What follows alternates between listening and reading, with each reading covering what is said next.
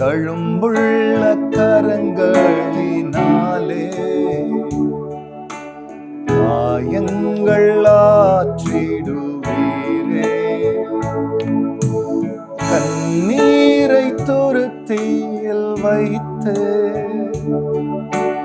பதில் தரும் நல்லவரே.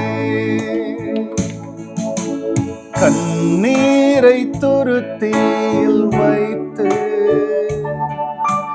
பதில் தரும் நல்லவரே. பாத்திரர் நீரே, பரிசுத்தர் நீரே, ஸ்தோத்திரம் பாடி புகழ்ந்திடுவே. பாத்திரர் நீரே, பரிசுத்தர் நீரே, ஸ்தோத்திரம் பாடி புகழ்ந்திடுவே. கர்த்தருடைய மகத்துவமான நாமத்திற்கு மகிமை செலுத்தி இந்த விலையேற பெற்ற நாமமாம் இயேசுவின் நாமத்தில் உங்களுக்கு வாழ்த்துக்களை கொண்டு வருகிறேன். கிருபையும் சமாதானமும் உங்களுக்கு பெருகுவதாக.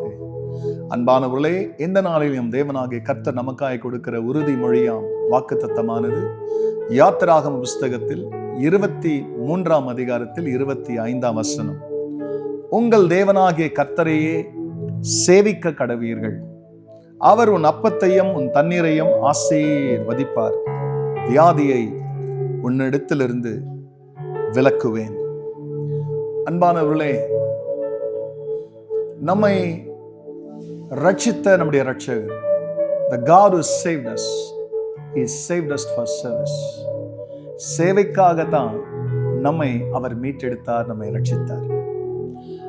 நம்முடைய சுபாவங்கள் தேவனிடத்திலே சொகச மட்டும் அனுபவிக்கணும். ஆனா சேவைக்கு பிரியமானவர்களே முன் வராத மனநிலை பிரியமானவர்களே அநேக மக்களுக்கு உண்டு. தெய்வத்தை காலையில எழுந்த உடனே ஆராதிப்பது என்பது தேவனுக்கு செய்கிற சேவையாகும். தேவனுக்கே சேவையை செய்யாமல், நான் அவ்வப்பொழுது சொல்லுகிற ஒரு வார்த்தை, ஊழியக்காரர்களா இருந்தாலும் தேவனுக்கு சேவையை செய்யாமல் தேவனுக்காக சேவையை செய்ய முடியாது.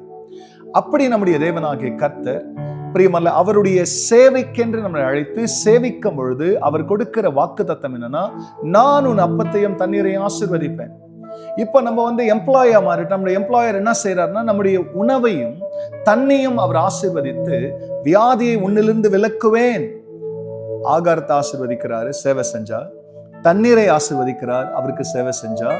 வியாதி உனக்கு வராதுன்னு சொல்ல, ஆனா வியாதியை உன்னிலிருந்து விலக்குவேன் என்று கர்த்தர் சொல்லுகிறபடி இந்த நாளிலே ஏதோ ஒரு விதத்துல நம்முடைய நண்பர்கள், வேலை செய்கிற இடங்களிலே பிரியமானவர்களே, நம்முடைய கோவர்க்கர்ஸ், நம்முடைய கொலீக்ஸ், இன்னமாக நம்முடைய உறவினர்ல ரட்சிக்கப்படாதவர்கள், இவர்களிடத்திலையும் இயேசுக்கான சேவையை செய்வோம். கர்த்தர் நம்மை ஆசீர்வதிப்பார். ஜெபிக்கலாம்.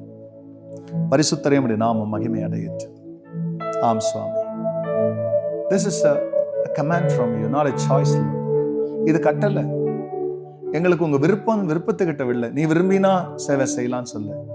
உங்கள் தேவனாகிய கர்த்தரையே சேவிக்க கடவீர்கள்.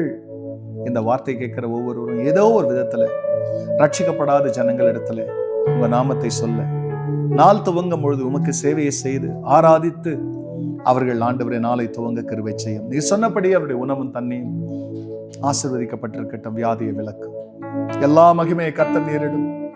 நல்மித்தர் இயேசுவின் நாமத்தில் பிதாவே, ஆமென், ஆமென். தழும்புள்ள கரங்களினாலே